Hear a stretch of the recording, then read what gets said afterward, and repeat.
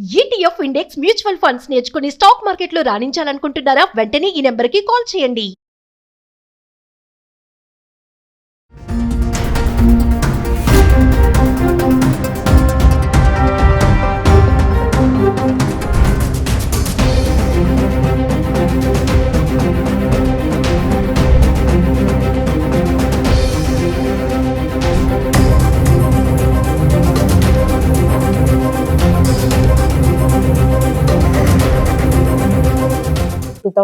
లో కూడా ఇలాంటి ఒక అటాక్ జరిగింది. అవును. అంటే that was on like 2 flights crash అయ్యాయి ఒక బిల్డింగ్ లోకి అని చెప్పి. సో అందులో అది that was because sleepers cells వల్లే Yeah. టెర్రరిస్ట్ అటాక్ అని చెప్పారు. అంతే. దీన్ని కూడా మనం అలా ఏమన్నా తీసుకోవచ్చు అంటారా? కీర్తి గారు, నేను మీకు ఇంతకుముందు ఒకసారి చెప్పాను ఎన్ఐ గురించి చెప్పినప్పుడు, sleeper cells can be anywhere across the world. Correct. So మనల్ని ఎదుర్కోవాలనుకున్న తీవ్రవాదం ఏ రూపంలోనే ఉండొచ్చు, ఎన్నో సంవత్సరాల నుంచి వేచి ఉండొచ్చు. డాక్టర్ రూపంలో ఉండొచ్చు, పైలట్ రూపంలో ఉండొచ్చు. సో ఇది తక్కువేమీ కాదు. దీంట్లో కూడా ఆ ఫ్లైట్ చెక్ చేసే క్రూ రూపంలో ఉండొచ్చు. బికాస్ ఇక్కడ చాలా నంబర్స్ ఆఫ్ 242 మెంబర్స్ అంటే ఇట్స్ నాట్ అ సో చిన్న నెంబర్ కాదు కదా. డెఫినెట్లీ ఆ కోణంలో కూడా దర్యాప్తు జరగాలి. కేవలం చాలా మంది పైన మాట్లాడుతూ పైనే ఏమంటారు, యాక్సిడెంటల్ గా అయిపోయింది, అదైపోయింది, ఇదైపోయింది అనేది కాదు. మేబీ ఇది మనం అర్థం చేసుకోవాలి. ఎందుకంటే జనజీవన స్రవంతిలో పడ్డది.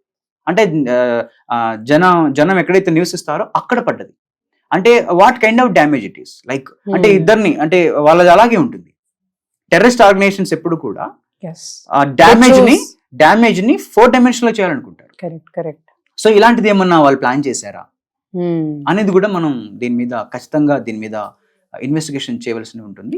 And government will take care of that. Definitely ఆ కోణంలో ఆలోచిస్తారు.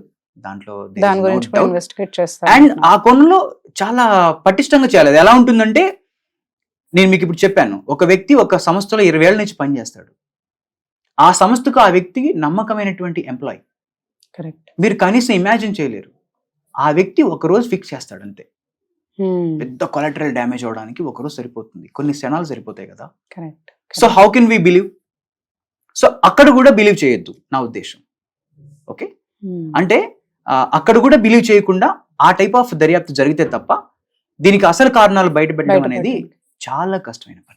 తప్పకుండా సో ఎందుకంటే అదే బ్యాక్ టు బ్యాక్ మనకి పహల్గామ్ అటాక్, మళ్ళీ మనం సింధు చేసినాక మళ్ళీ వాళ్ళు అటాక్ చేయడం, అంటే వీళ్ళకి ఎలాగైనా ఆన్సర్ ఇవ్వాలి అని చెప్పేసి మీరు అంటే మనకి టెర్రరిస్ట్ రూపంలో కూడా ఆలోచించాలేమో అని అనిపిస్తుంది. అంటే మీరు స్లీపర్ సెల్స్ ఏ రూపంలో అయినా ఉండొచ్చు అని అంటున్నారు కాబట్టి it may be like they have called of some, ఇది ఎలాగైనా వీళ్ళకి ఆన్సర్ ఇవ్వాలని చెప్పి అటాక్ వార్ రూపంలో వాళ్ళు ఆన్సర్ ఇవ్వలేక ఈ విధంగా ఏమైనా చేసుంటారు. తప్పకుండా. ఇప్పుడు నేను చెప్పినట్టుగా మీకు, ఇప్పుడు మనందరం కూడా ఇంజిన్ ప్రాబ్లం అని అంటున్నాం. మేబీ ఆ చెకింగ్ టీమ్ లోనే ఉండొచ్చేమో, మేబీ పైలట్ రూపంలో ఉండొచ్చేమో, మేబీ కో పైలట్ రూపంలో ఉండొచ్చేమో, మేబీ ఏటీసీ రూపంలో ఉండొచ్చు. Who knows exactly.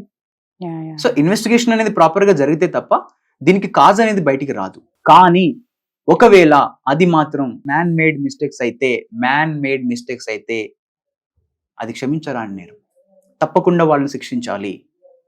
ఎందుకంటే లైఫ్ స్పెయిన్ అండి. సో అది చాలా ఇంపార్టెంట్ కదా.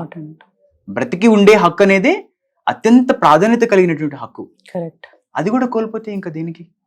So this is very important.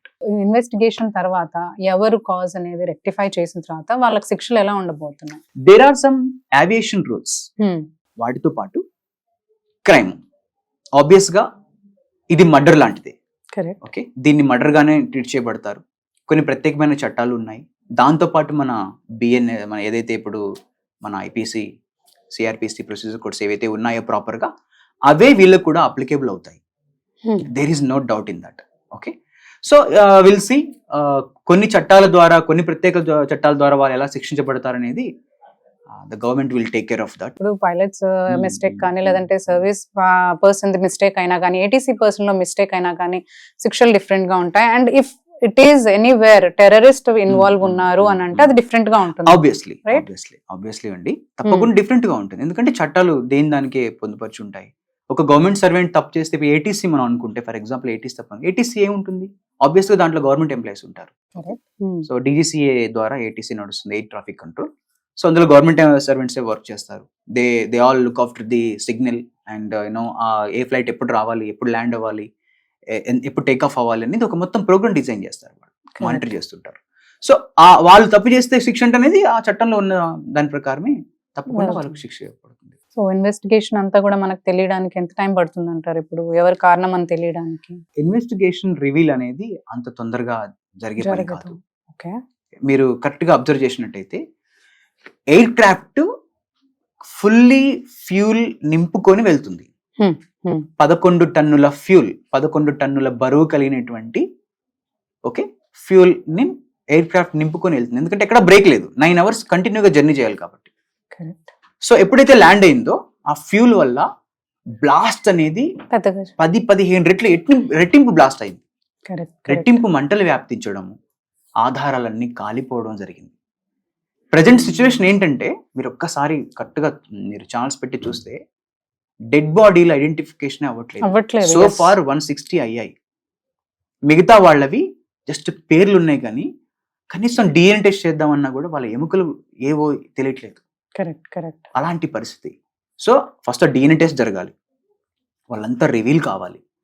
Black box అని ఒకటి ఉంటుంది ఎయిర్ క్రాఫ్ట్ లో, మీరు వింటారు. అది లాస్ట్ ఏ కాన్వర్సేషన్ జరిగింది, టెక్నికల్ ఇష్యూ ఏదైనా కూడా అందులో రికార్డ్ అవుతుంది.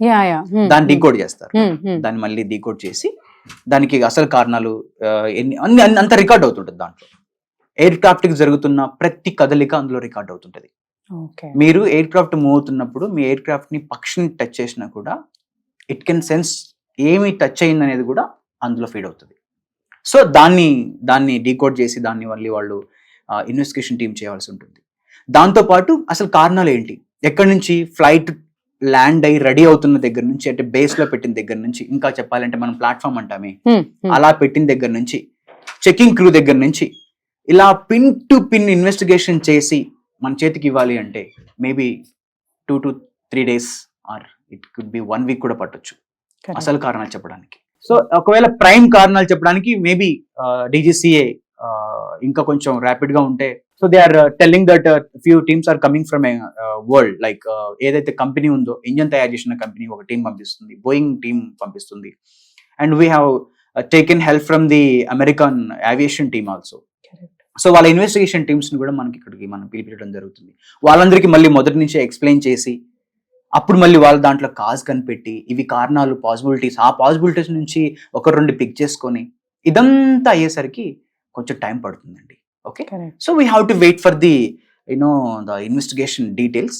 ఓకే, డెఫినెట్లీ ఇది ఏదైనా సరే ఇది మనుషుల ద్వారా జరిగి ఉంటే మాత్రం దీనికి ఖచ్చితంగా దీనికి ఖచ్చితంగా పనిష్మెంట్ ఉండాలనేది. Boeing flights are not safe అని అంటున్నారు, ఇస్ దట్ ట్రూ? ఏం జరుగుద్ది అంటే బేసిక్ గా major Airways across the world అందరూ కూడా బోయింగ్ ని హైర్ ఎందుకు చేస్తారు అంటే, Boeing only has that capability to build such a huge engine air crafts. Rolls Royce కూడా ఉంది, that is also a good company. ఇప్పుడు మీరు కరెక్ట్గా గమనిస్తే ప్రపంచంలో ఒక 10,000 ఫ్లైట్లు తిరుగుతున్నాయి అనుకోండి, 9,000 బోయింగ్ ఓడియే ఉంటే అందులో 4 పడ్డాయి అనుకోండి, పేరు ఎవరికి వస్తుంది? బోయింగ్ ఓడికి వస్తాయి. కరెక్ట్, ఇలా ఉందండి యాక్చువల్గా. అండ్ కొంతమంది పాత ఎయిర్ క్రాఫ్ట్ ఇంజనీర్లు చెప్తున్నారు బోయింగ్స్ ఆర్ నాట్ సేఫ్, కొంచెం దీని మీద చేయాలి అంటే. మనం కాదు, see across the world object చేస్తున్నారు, కొన్ని ప్రత్యామ్నాయం కూడా స్టార్ట్ చేశారు ఆల్మోస్ట్ ఆల్. కొన్ని కంపెనీలు ఇంకా ముందుకు వస్తున్నాయి. ఒకటి నేనేం చెప్తానంటే అండి, ఎయిర్ క్రాఫ్ట్ తయారు చేసి దాని సేఫ్టీస్ అవన్నీ చేసి ఒక సంస్థకు ఒప్పచెప్పడం వరకే వాళ్ళ పని ఉంటుంది. నేను ఇందాక చెప్పినట్టు ట్రైనింగే వస్తారు. కరెక్ట్. దాని మెయింటెనెన్స్ గ్రీడీ కాకుండా మరి దాని మెయింటెనెన్స్ కి కాస్ట్ ఎక్కువ అవుతుందని చెప్పేసి ఆ పాత వాటిని నడపకుండా కొంచెం వాటిని ఎప్పటికప్పుడు అప్డేట్ చేసుకుంటూ వెళ్తే సేఫ్ గానే ఉంటుంది. ఏదో మనం వాళ్ళ మీద వేయడానికి కాదు. సో అది టెక్నీషియన్స్ చెప్పాలి. But still Boeing is the largest company across the world. అది మాత్రం fact. Thank you, Andy. Thanks for giving all the updates on this. Thank you, madam.